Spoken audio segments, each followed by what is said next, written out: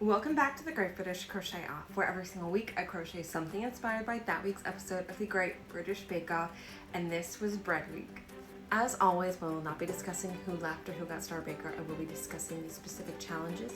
So if you don't want that level of spoiler and you haven't watched this week's episode yet, you can hit this little bookmark button over here and save this until after you've watched this week's episode. Now let's get into those challenges. As always, I will see if I can remember them from the top of my head. First, they had to do savory monkey bread. All of those flavors looked so stinking delicious. I wanted to eat all of them. Especially loved how many of the bakers they took the little monkey bread bites and then they would roll them in different seeds and herbs and things. They were just gorgeous. They were like these mosaic patchwork bready pieces, way prettier than I expected that challenge to be.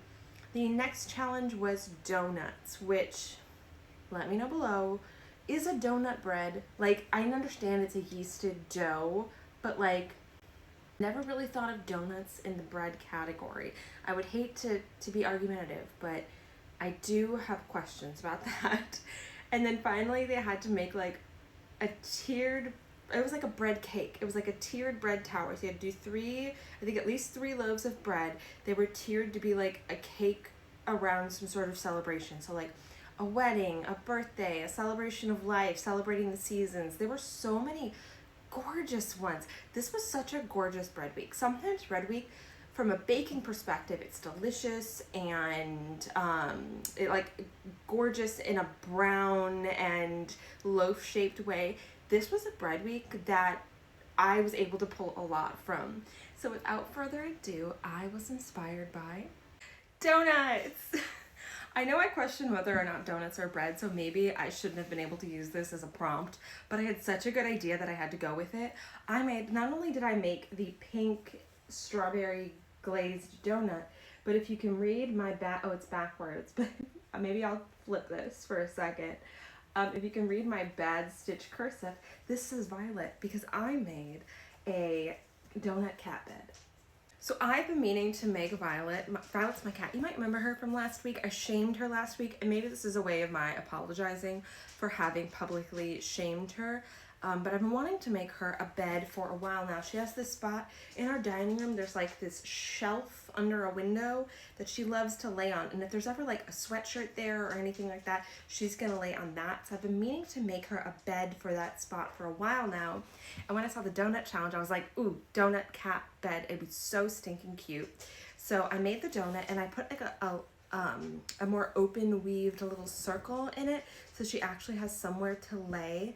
And what I'm gonna do, I'm gonna go get Violet and we'll see. She's not gonna want to lay in this now because she's a cat and she's not gonna do what I asked her to do, but I'm gonna see if she wants to lay in it. And if she doesn't, what I'll do is I'll put this in the window in the sunshine, and sometime in the next 24 hours I bet she's gonna lay in it, and I'll put that footage at the end of this video if you want to see Violet enjoying her bed. But I'm gonna go get her. So this is Violet. Again, I did shame her a little bit last week. She's not gonna, you wanna lay in this? She loves to cuddle in a blanket. She loves to cuddle on a pillow. She's a very cozy, loving cat. But yeah, I think she's really gonna enjoy this. What took me forever with this was chain split stitching these swirls. This took me literally all of last night, but I think they had a really good effect. I did some drippy icing along the sides, and then I even tried to include a little white line because Paul told us during the donut challenge that a properly risen donut, you can see Violet's tail here, a properly risen donut has that little line on the side after it's been fried, so you know it's been properly risen. She's literally laying on the table next to the bed because she's a cat and cats are never gonna do what you ask of them.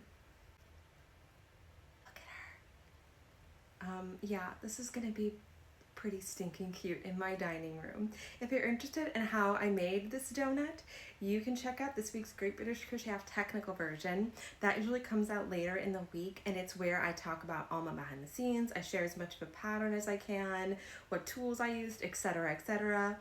So you can make something similar for a kitty cat or even a small dog in your life, or if you really want to crochet hard and make a giant one of these for your big dog, more power to you.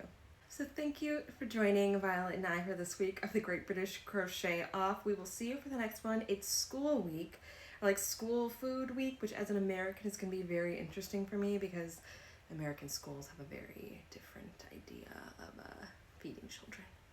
She's laying here. We did it.